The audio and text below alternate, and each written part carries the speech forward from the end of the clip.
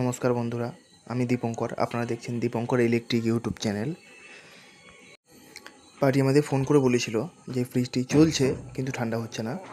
তো আমরা যখন এসে দেখি যে হ্যাঁ, সত্যি ফ্রিজটি চলছে কিন্তু ঠান্ডা হচ্ছে না। তারপরে চেক করে দেখি যে কন্ডেন্সার লিক আছে। তো আমরা কন্ডেন্সার লাইন কেটে দিয়ে বাইরে থেকে কন্ডেন্সার বসিয়ে কাজ করা শুরু করি। আমি একটি নতুন ইউটিউবার। আমার কাজ যদি আপনাদের ভালো লেগে থাকে বা ভিডিও যদি আপনাদের ভালো লেগে থাকে, একটা সাবস্ক্রাইব করবেন, লাইক করবেন। আর যদি কোনো ভুল করে থাকি অবশ্যই কমেন্টে জানাবেন, আমি আমার ভুল শুধরে নেওয়ার চেষ্টা করব।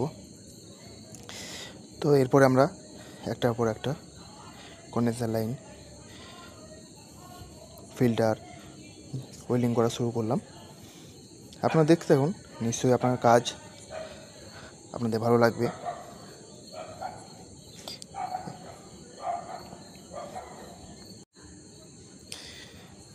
এই দেখুন, এগুলো ফিল্টারটা ওয়েল্ডিং শুরু করেছি।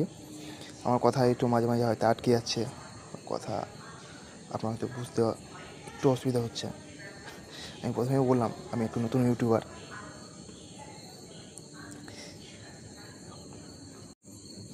কিন্তু কাজ খুবই পরিষ্কার করে করি।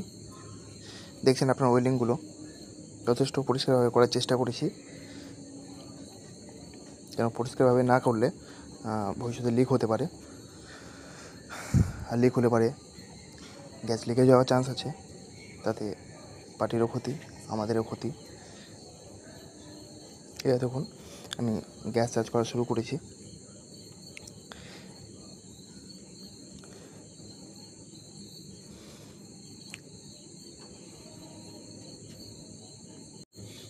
কাজটি করতে মোটামুটি 1.5 থেকে 2 ঘন্টা মতো সময় লেগেছিল।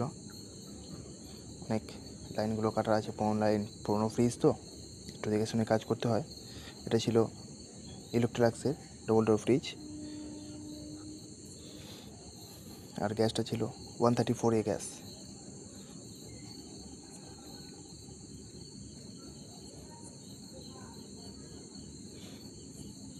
আমরা ফ্রিজটি চালু করে দিয়েছি, কন্ডেন্সার লাইন গরম হতে শুরু করেছে।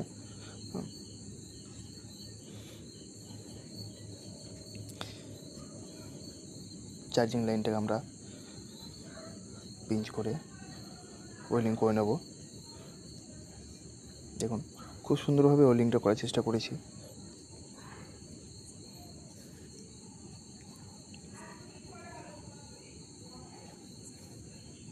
আর অবশ্যই লিক টেস্ট করে নিয়েছি।